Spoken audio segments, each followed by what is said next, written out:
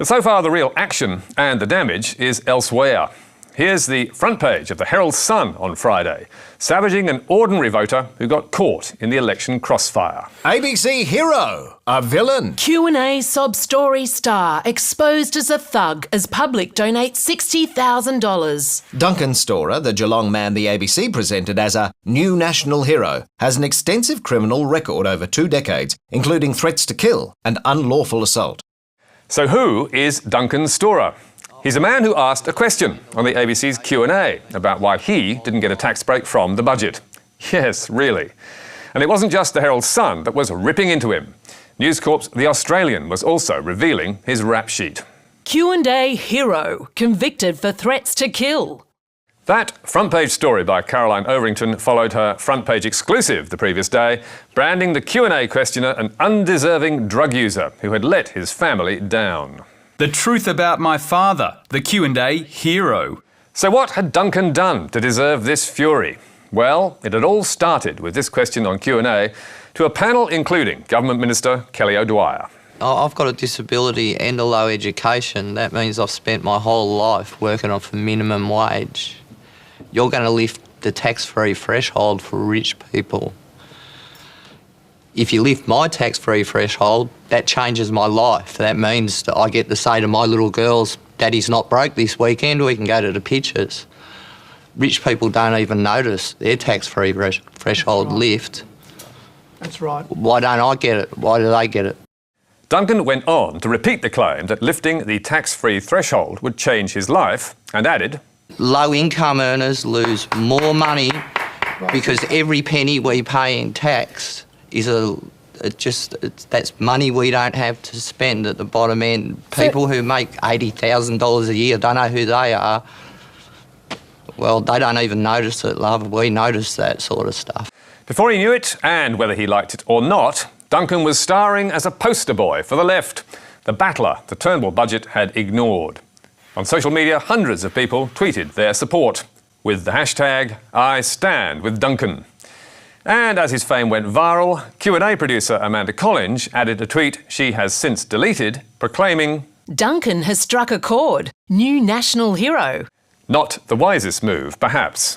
But Tuesday morning, the mainstream media were also moving in to build him up or knock him down. The Age sent a photographer to snap him with his kids and claim, Election 2016. Q&A star Duncan Storrar puts a human face on the budget battle. The Australian also sent its photographer around and hit back with a counterclaim. Federal election 2016. ABC's budget fairness victim pays no net tax. By now, the public had also begun digging deep to support him. And even the Australian's Caroline Overington was on his side, replying to Amanda Collinge in a tweet that Overington has now deleted. That is one of the most heartwarming things ever. Overington also wrote in an opinion piece in the Oz the same day that Duncan had showed great dignity in his replies, despite being treated by some on the Q&A panel with a Dickensian heartlessness that is hard to fathom. But Overington also flagged claims, now being checked, that Duncan doesn't deserve a cent of your support.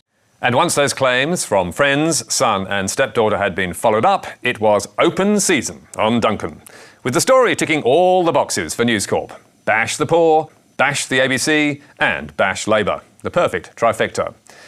On Friday morning, the Herald Sun's front page splash hit the streets, and editor Damon Johnson was on ABC Radio with John Fain to defend his paper's actions in turning this man's life upside down.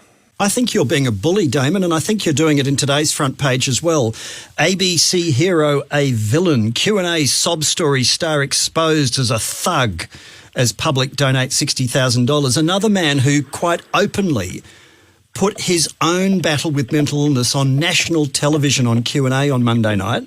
You go back more than 15 years to expose his criminal record, to again bully and vilify him. What are you doing? Well, I think it's a legitimate point of public debate. If you put yourself on the public stage, and particularly in the middle of an election campaign, questioning government policy, questioning this, I think you're entitled to be subjected to a bit of scrutiny. A bit of scrutiny? This man's son has obviously worked with us on the story, and he had a view on his father. So it was all part of legitimate public debate, in my view. So is this what now happens in Australia to someone who sticks their head up in public and exercises their democratic rights? Duncan didn't ask to be a national hero or a national villain, nor did he ask for our charity. All he did was put his hand up and ask a question, and he was crucified. Last night, he told Media Watch, If a person shows the powers to be, out-of-touch people that they are, they will be dropped, probed and attacked in any way with no thought to the mental well-being of their children. This exposing of your life and every discrepancy in it will be published, ruining your job prospects. And you can read a full statement from Duncan Storrar on our website. And despite the week he's had, he did say, "Thank you, Australia, for all your support. I didn't want this."